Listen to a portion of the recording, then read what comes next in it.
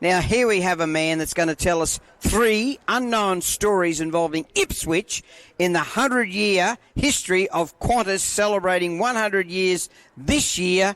Let's speak to Harry Peacock from historyouthere.com. G'day, Harry. Hey, g'day, Danny. How you going? Now, look, first I've got to say, you know those articulate framing guys? They are fantastic at framing your old war medals and photos. So there's a bit of history with that rabbit beside you as well. Yeah, you are on fire, mate, and I didn't even prod you with that one. Then you can get 2% home loans as well from Yellow Brick Road. Now tell us about these... That's even more historic. That is awesome. Yes, we might buy this building across the road here at Articulate Framing. Now tell me, the 3 unknown stories involving Ipswich in the Qantas 100-year celebration. Yeah, that's right. Look, the third one is a really good Ipswich connection. The first couple are pretty interesting, so I want to tell you, because the first one is one of Qantas's famous early pilots was given a traffic fine because he didn't know the road rules. In 1927, Lester Bain was fined £3 for driving on the near side of a stationary tram in George Street in Brisbane. Now, he could have killed someone getting off the tram, but Bain was no ordinary aviator. He was the Qantas chief pilot. He famously saved the lives of a couple of guys who went missing when they were searching for Charles Kingsford Smith. And he later became the inaugural general manager of TAA.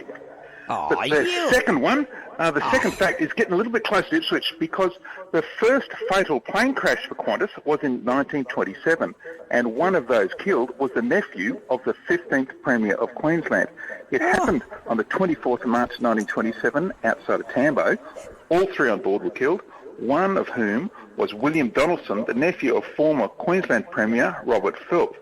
Now, after his defeat at the 1904 state elections, Philp had famously said, and I quote, "Ipswich must be the most ungrateful place in the world for rejecting Mr. T.B. Cribb. One half of the people there were in the employ of the state, and the other half wanted to be." So, Danny, that's the second one. That's starting to get a bit close to Ipswich. Wow, now what about the third one, which is really going to... They're going to just... I don't know, it's going to be a traffic jam here. Yeah.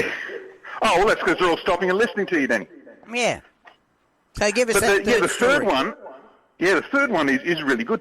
The documents established in Qantas in 1920 were signed in a hotel under the careful management of an Ipswich man born and bred. Now, the founders did all the documentation for the new company at the Gresham Hotel in Brisbane. Mm-hmm. It was a pretty classy hotel, and the likes of Dame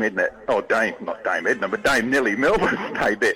But welcoming the Qantas founders and hosting them there was the hotel manager, Les Welsh. He looked after them and kept out the riffraff. Now, Welsh was born and bred in Ipswich. His father was the Ipswich footy champion, Steve Welsh. Steve had captained the Ipswich Aussie Rules team to the premierships and captained the Queensland Aussie Rules team. He'd also captained the Ipswich rugby team to the premierships and also played for Queensland in rugby. In fact, he was a try scorer in 1895 when Queensland wore maroon for the very first time. Now, there's a bit more about Les Welsh.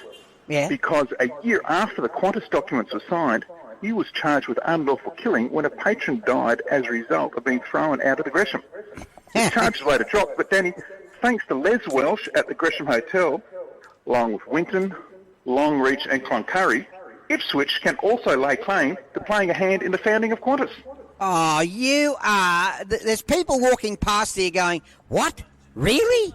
Can you believe it? And people are talking and communicating here at the traffic lights and going, did you hear that? We are famous in Ipswich. Now, tell me, by the way... Absolutely. It's a great city, and you're right in the heart of it. It's good to see.